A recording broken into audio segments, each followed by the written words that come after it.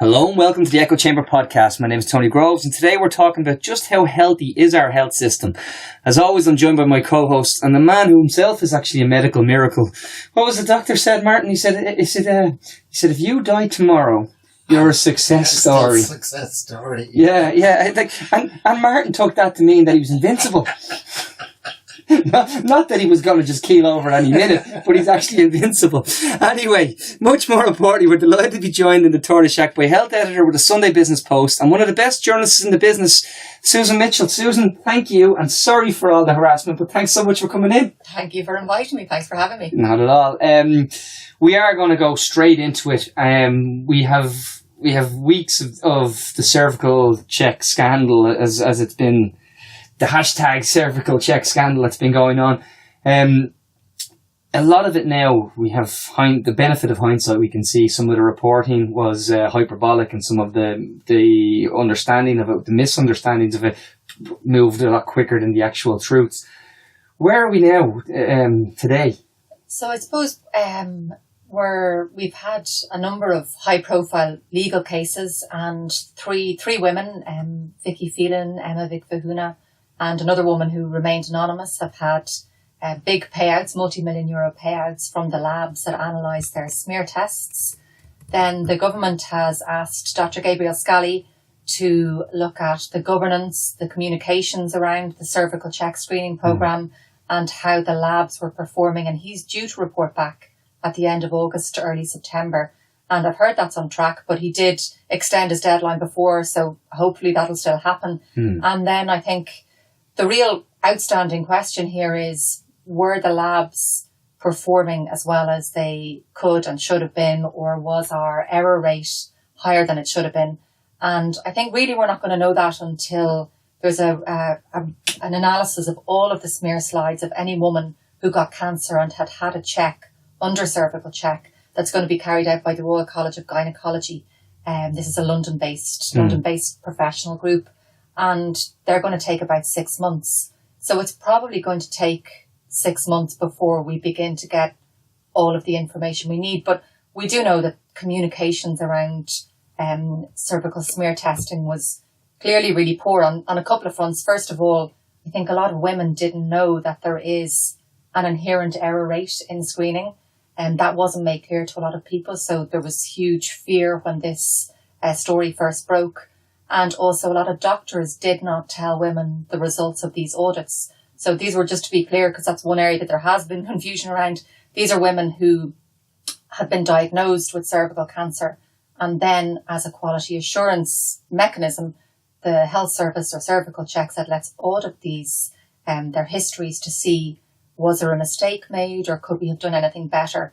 And when they found that there were discrepancies with earlier readings, most of them weren't told. And we know that for sure. That's a given, or that's a certainty. So there's two issues there that come to light, and I think we can, without individualising it, I want to talk in the general terms.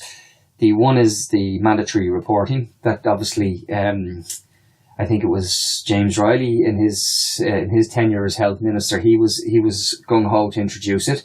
Leo Varadkar then as health minister nixed it.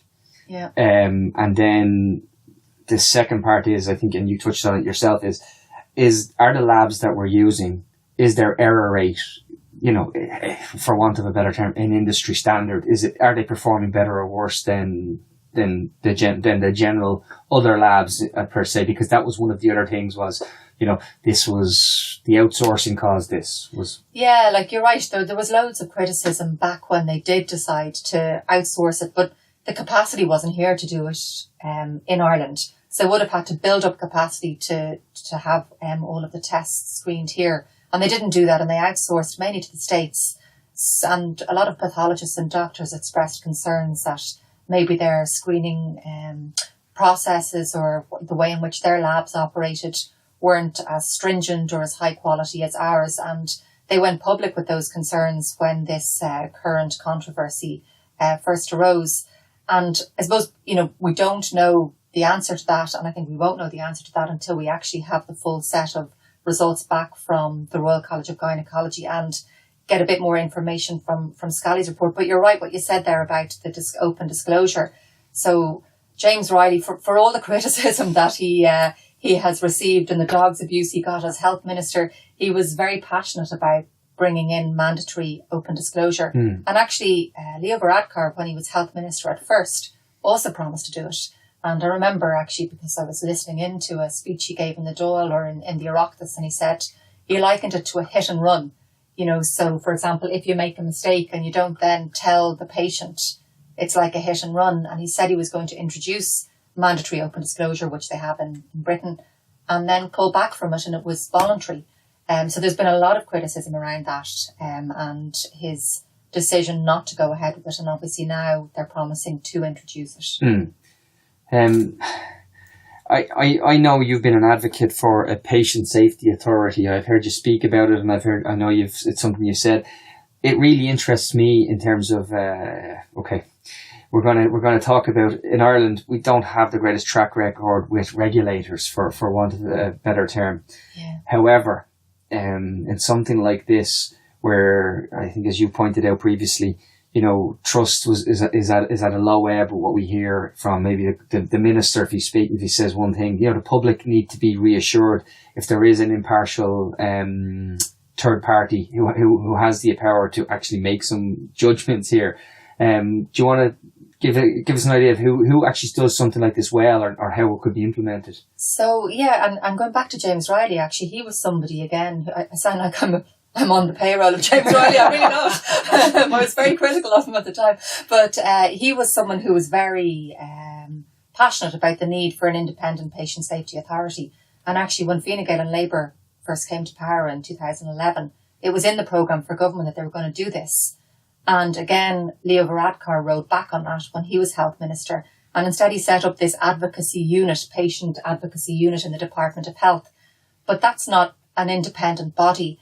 And, you know, they haven't opened their beaks about cervical check, which is one of the biggest crises and controversies to ever hit the HSE. And there's been huge public angst and understandable concern over what's going on with screening programmes. We haven't heard from them. We have a couple of patient safety organisations. They're not very effective, in my opinion. And I think that it's a pity that we didn't have an independent, forceful group for this, because as you say, there's been a lot of misinformation, especially early on, around screening not being a diagnostic test. Many of the opposition parties were, God, I'm trying to find an appropriate word. Hay while the sun shines. Yeah, exactly. Which is a pretty... Well, it became a political football. Yeah, it did. And I think some of them knowingly stirred up public fear and anxiety, you know, when there's...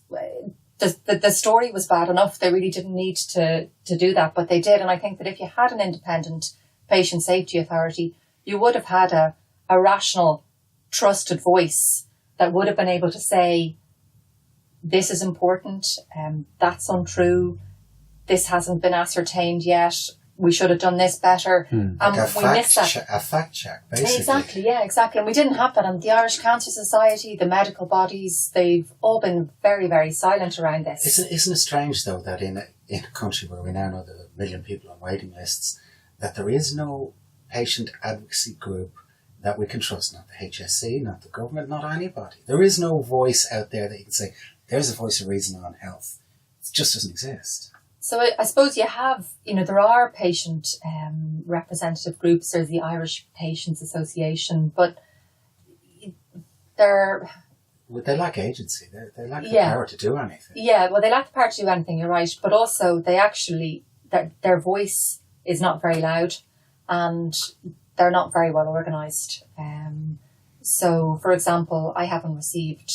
Now, and maybe I'm just one journalist who didn't get the stuff, but from a single organisation, apart from the Irish Cancer Society very early on, there's been nothing from any of the patient groups in respect of cervical check, which is actually quite amazing when you think about it. It's worth saying, and it's worth repeating, that the cervical checks save lives, and it's really worth repeating that. Yeah, and I think, again, as you say, that's something that's been lost in this to a certain extent.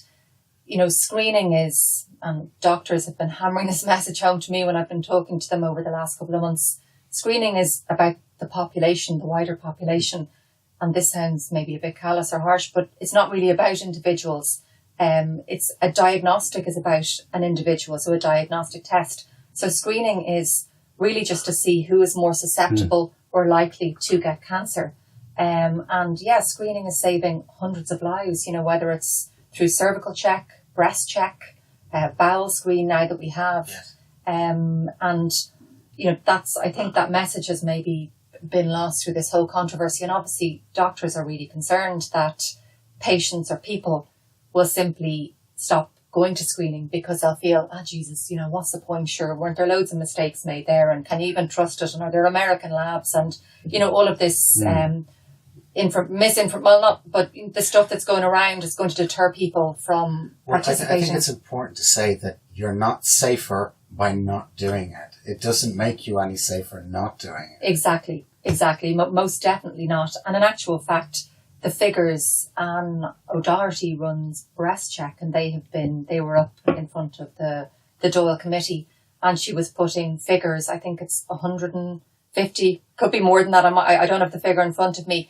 Cancers that they're detecting at least every year. In fact, that figure probably isn't accurate, so maybe I shouldn't use it, but there's a couple of hundred cancers that they're detecting every year, thanks to Breast Check. And we know that because we hit Dr. Stephen Murphy in here, GP, who kind of said, I think, that for every year that they've introduced it, actually the detection rates were increasing by about 7%. That's I think. Right. 7% year on year. So, actually, that's exactly, you're right. The mortality rate from cervical cancer has decreased since this screening program came in. And that's not, and I want to be very clear to listeners, that's not to take away from the absolute tragic events of what has actually happened in terms of, it is, and everybody, they have the right to be outraged. We have the right to be very upset about how this thing has been handled from beginning to end. But we also need to look in the wider picture, the wider context of how this is something that is important. Well, yeah, you're right, because if you think about it, if you're one of the women affected and you'd built up a relationship with your doctor, your oncologist or whoever was treating you, and you then found out through the media and then were subsequently called into a hospital to be told, actually, I knew that your initial report had been misread or there was a discrepancy and I just never told you. You'd be pretty angry. This is your health information at the end of the day. And, that has been the biggest.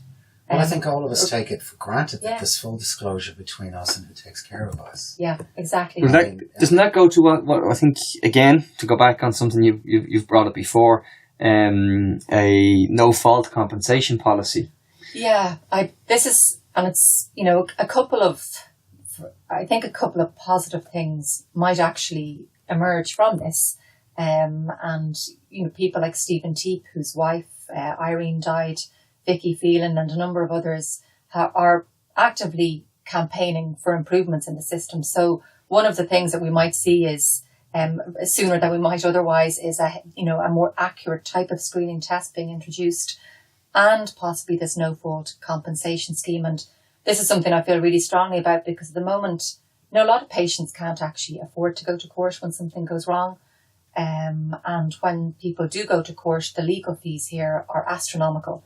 They're amongst the highest in the world outside of the United States. And and funnily enough, our health service is very similar to theirs in spend per head of population. Well, we're certainly high, but we're not as high as the States, thankfully, but we're certainly up there, one of the highest in the EU, all right. But it's a really adversarial system and you have to prove blame, you have to prove fault, with, so something, and sometimes moving away from cervical check, things go wrong in the health service. Yes. To err as human, mistakes get made, you can minimize them, but I remember one former head of the HSE said to me, the only way to eliminate mistakes in hospitals is to close their doors. You can't, but when things go wrong, patients need to have their healthcare needs met and they need to be compensated and given the apologies and the explanations that they deserve. And this system doesn't facilitate that at all. We see cases where, and again, not to have a go at doctors, to err as human. Things can happen, things can go wrong, but where there are problems at birth, and then we know 8 years later, parents are getting finally settlements for money that they need for that child's needs for the rest of that child's life, having had to go through 8 years of torture to get there. Whereas we know in a system like what you're talking about here, we'd be able to say, well, the state would say, look, we're not actually putting our hands up and saying we did anything wrong, but we know this child now needs this care. Yeah. So we can introduce that level of compensation, for want of a... And compassion. And compassion. You know? That's the word that I was really looking for. The banker in me came out and I went straight to compensation. The way medical claims are dealt with at the moment, you're made an enemy of straight away. You are the enemy. Mm. And you may actually, they need to see it as a different role. You may be fulfilling a role where you're preventing other mistakes being made. Yeah. So instead of trying to beat every case, maybe look a little more in detail at the case and say, where is the accommodation in this? Where can we reach sort of a no-fault agreement in this?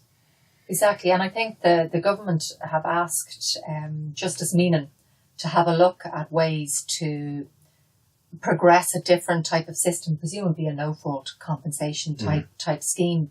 It was something they promised actually in the programme for partnership government back in 2 years ago, but they're only doing it now because they're under pressure, which is a pity. They just didn't do it when they said they would, but there you have it. But hopefully he'll come up with something. They have this system in Sweden, in other Scandinavian countries, in New Zealand. And you mentioned there rightly about the catastrophic birth injuries. You know, these families have kids that are going to need a lot of care and support, you know, who will, in some cases, never be able to work or derive an income themselves. They actually need huge support from the state, and they deserve huge support from the state, irrespective of whether there was a mistake made. And instead they have to go into court and prove, oh, the doctor should have done that, or the nurse didn't do this. It's not the way it should be. No, I mean, you're putting doctors and nurses on trial, and we, like, you know, I'm sorry, but just there's no infallibility doesn't exist, and that's a fact. Well, it's sort of with the cervical check. We have to accept that there is a level of imperfectness within the system. There is a level of imperfectness, and it's how do you deal with that quickly and efficiently so that people can move past that point instead of arguing how big is the level of efficiency in every single particular case. But I'm gonna just one of the things that really bothered me around the cervical check thing was obviously I think the government handled it very poorly. I think they came in and decided to jump in and say, you know, make promises that they couldn't keep. They talked about, you know, no one will have to go to court again, and we won't put people through this. We'll pursue the lab separately, and it gave an impression that it was that it actually made they're all very bad over there, and we're the good guys here. It did create a cowboys and Indians mentality. I agree with you. Yeah, I agree with you. It created this as well. You know, this impression that every single case has been negligent. So, you know, you know, as you said there is what they call this false negative. And this is when a test is read and no cancer is detected. And then they go back and they look at it and they say, well, we've seen the individual, and either A, the cancer is then detected on a reread, or B, the cancer was actually never visible. But they know from the staging that individual must have had cancer before. And they gave the impression that all of these cases were going to be cases of negligence. And determining negligence is very difficult. And I don't envy the Royal College or whoever's going to have to help in terms of determining this. But it's very improbable that they are all negligent. Perhaps they will be. But there are the way in which you actually decide, okay, something is negligent as opposed to within the normal margin of error, is you get someone else to look in the exact same circumstances and they say, actually, you know, I would have picked that out. I can see something very obvious there. But, you know, false negatives are inherent. You can't get rid of them. As are false positives. Yeah. Exactly. You know, you've people called in for, you know, back for follow-up or for more invasive procedures. And there's problems with too many false positives as well. That hasn't really got a look in at all, you know, in this current debate. You've been talking about going to go a little away from the cervical check now. You've been talking about hospital waiting lists, first of all, you've been talking about trolley lists. Trolley counts. We haven't seen any noticeable decline over the summer period when we normally would see a dip in numbers, and quite a substantial dip. It can't be a surprise to you then that there is almost 1 million people on waiting lists. If you've been tracking this, one goes with the other. When there's 1 million people on waiting lists, you're going to have 400 people a day on trolleys. Yeah, because one feeds into the other really in some ways, because if you have if you have a load of people presenting to emergency departments who need to be admitted, that then reduces your ability to take patients in and do planned or elective procedures. So yeah, Fianna Fáil put this figure out yesterday, which was, as we were discussing earlier, interesting timing. Yeah. Because obviously the minister was launching his Launch Care strategy, and they collated the figures that, to be honest, would have been in the public domain anyway, but obviously wanted to make as much noise as they could to say that there's 1,000 or 1 million people, I should say, on waiting lists. But actually, I'm not sure how exact the figures are. A lot of people are on multiple waiting lists. Yes. It's probably not 1 million people. Nobody can say exactly how many it is. But, because the waiting lists are so bad, it's not unusual for GPs to kind of shotgun, referrals. But much in the same way as whether it was 100 people who were homeless or 10,000 people who are homeless, it doesn't really matter. It's enormous. Yes. I mean, the waiting lists here are farcical. I sometimes have a look at the NHS waiting lists, and their press go bananas over their figures. If a government minister or if a government managed to achieve, and the NHS is now recording its worst waiting list data in a very long time, he would be deified. If someone achieved that here. I was looking recently; they have about 12,000 patients, or we have 12,000 patients. I think it's about 12,000 waiting longer than a year for treatment. Or certainly a couple of thousand. They have about less than 1,000, even though England has a population of 55 million. And the waiting times in A&Es, I mean, it always makes me laugh. Yeah. It always makes me laugh. They're way shorter. They have, they talk about waiting list targets of 6 and 8 hours. Exactly. But also 18 weeks is their referral to treatment target. And we're talking about 18 months. We're one of the funniest countries insofar as the minister made a comment yesterday about making progress on waiting lists, and I remember saying, I rang Martin because I get a bit upset, and I said only because he managed to say no when he initially made the promise. He said no. Say it was the scoliosis treatment. They said no child will be waiting more than 12 months. And then they just said, well, we'll say 15 months now in the next goal setting target. And they changed it by 3 months. And then they were able to say, well, we've made progress. Of course you did. You moved the goalposts. They changed. The goalposts used to be 6 months. Yes. And they were 6 months under Fianna Fáil. And that's what we all used to benchmark. Anyone waiting over 6 months was considered just far too long. And then it moved to a year. And then 18 months and 15 months. Now, I mean, no, I don't even pay attention to what the targets are almost anymore, but it's just moving the goalposts. They call it Angola, and that's what they call it. But I think they've made it Angola, not in the physical sense. Everybody who goes into that job already believes they are defeated by the job before they get into it. Everybody. And nobody is ambitious enough. Nobody is ambitious. How do you fix 1 million people on health lists? Nobody wants to know what the 10-year plan is. If you're on a health list, you want to know what the 10-month plan is. And nobody has that ambition. Nobody has it. It can be done. It just takes the moolah. They need to take those lists down to a manageable level before Sláinte Care can work, before any plan can work. We are now working on lists all the time. Your backlog in your hospital is because you have 1 million people, or we'll say, take 25% out. You have 750,000 people waiting on appointments. You're never, no matter what you introduce, that health service is never going to work. They've got to get it back down to under 100. And I was looking in 2011, 2012, there was 178,000 people on waiting lists in 2012. God, that's some difference. It's an 800% increase. But it's not even just the total numbers. it's a numbers waiting, because I always use a 6 month benchmark, because it's easy to go back and compare. Benchmark it. Yeah. Exactly. So I was looking back in 2011, just before the election, there were 9,000 people waiting longer than 6 months. And today we have 35,000 people waiting longer than 6 months. So it's not just even the totals, that it's the actual length of time people are waiting is enormous. I mean, if they're going to, and Tony has said this before, when nothing is cheap in medicine because we work within a capitalist system. Everything is going to keep going up in price and keep going up. Yeah, they often tell us we're spending, every year they say we're announcing the biggest budget in the history of the state for health. And you're going, of course you are.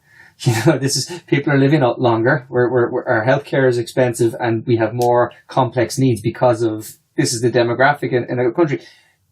Don't dress that up as throwing more money at the issue. That's not the solution. I just find that tagline, and we're going to hear it again in a few months when we talk about the budget. It'll be the biggest budget in the history of the state. Yeah. And we'll all be expected to go, well, that means they're doing something. No, it doesn't. It just means we have an aging population and more complex needs. This week there was a Fine Gael senator who put out a tweet who said, if everybody was compensated out of the cervical smear debacle, that runs to 3 or 4 billion, and he came in with, and this is the typical line: what part of the service do you want to cut? And this is the mentality, is that you must cut something to make something else work. But, on the other hand, we are spending a lot of money on health. And you're right, our population is aging and we've more chronic conditions. But compared to other EU countries, we're the third highest spender, per capita spender, and we have one of the youngest populations. So there's something inherently flawed. Well, we know some of it. We know that the cost of drugs is through the roof in Ireland, that we are paying way over the odds compared to other countries. And we know that. For sure. Whether that is because we have manufacturers in this country and they're scared to say we'll actually go to war with you on cost. And then what they did was introduce the same model for costing drugs as they did in the UK, which is a very, very poor model for costing drugs. And you're left with the what's FCPE, or what's the name of the organisation that costs drugs? The NCPE. Yeah. NCPE, that's it. You're left with that, but that's a UK model for accessing drugs. They just basically copied and pasted over to here. And then at the time they copied and pasted over to here, the UK survival rates for cancer were some of the worst in the world. So they copied a bad model and brought it over here. And they used that as the model, and it puts the patient firmly in the middle in an argument between a government and between manufacturers. And the patient is the pawn. It's the bargaining chip. Are you going to let these people die? Are you going to let these people die? And it's an awful way to cost drugs. An awful way. I'm conscious of time here. I just want to go to one thing that we've kind of touched upon. Every year, without fail, we get to the weather gets bad, and we all think it's all going to get really, and then we go, what's going to happen when there's a flu outbreak? It doesn't look good right now in terms of where we could be in the next few months in terms of preparing for. And we saw last year where emails went around from the minister to say, let's tone down some of the reporting on this and the rest of it. It could get really bad, and that's not. God, I sound like I want to be a doomsday propagandist, but I'm not. I'm just trying to be realistic. It could. You're right, and I think last year was, we saw really, really high numbers of people patients on trolleys. But actually, it's not just hospitals, I think, and this maybe gets less coverage because we in the media are so focused on hospital data. And in some ways, it's a laziness on our part because, we get the trolley numbers presented by the INMO every day. So it's an easy story to cover. Trolley watch. But exactly. But in actual fact, what's going on in primary care is really serious because we're now seeing waiting lists develop to actually sign up with a GP. And that's not just they're not just shunning medical card patients, they're also turning away private patients. And that's actually putting much more pressure on the hospital system because patients are then going directly to hospitals. And there's huge pressure on home care packages, etc. So, yeah, there's pressures throughout the system. It's a real vicious circle, isn't it? Yeah, it is. Well, it is for the home care packages because, there's so many patients who are in hospital who could be at home or who could be in a different setting, but are there because they can't access a home care package, and indeed in nursing homes. I think that's one of the most tragic stories I've covered is elderly people who only need a very, very small bit of support, who are in nursing homes because they can't get the couple of hours a day and they want to stay in their own homes. Some home help would be. Yeah. Exactly. We've seen, actually, it was a couple of months ago, you wrote about one of those cases where there was a woman who couldn't lift her husband, and that was the reason she couldn't have home. He had to stay in a home, is because nobody was available to help her lift him in the morning and lift him back in the evening. Otherwise, would have had a very happy home life. And it seems so short-sighted because obviously it's a lot cheaper as well. Never mind the fact that it's much nicer for the people, the patients and the people affected, but it's also much cheaper. Nursing homes are very, very expensive here. Yeah.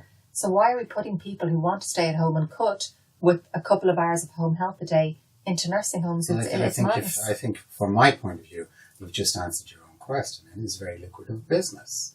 It is a very lucrative business. And whether intentionally or unintentionally, people tend to err on the side of profit.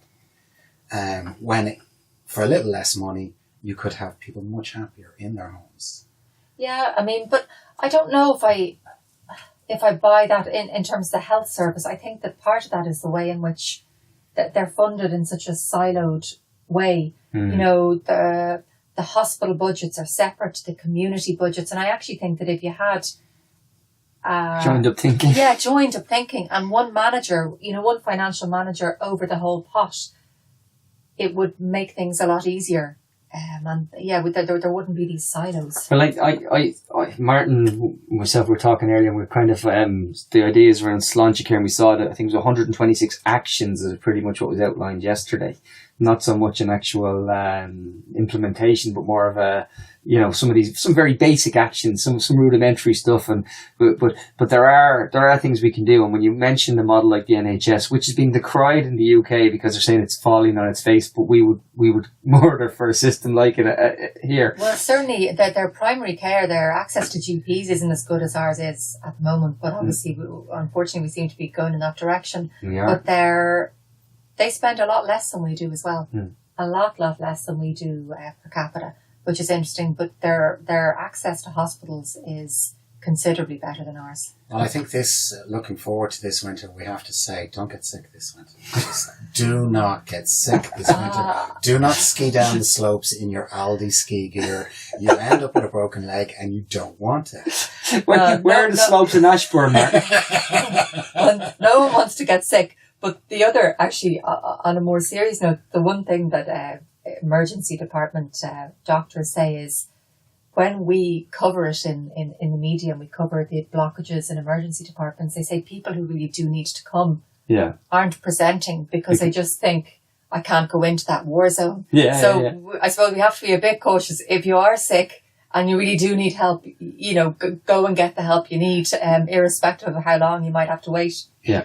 Look, Susan, I think that we'll leave it on the more positive and more upbeat mode as opposed to Martin's the bells of doom. Yeah. Thanks so much for coming in. I really appreciate it. Thank you, guys. Thanks for listening, folks. Do tell your friends, share the news, give us a review, would you? Go on, just do it. Thanks. Bye bye.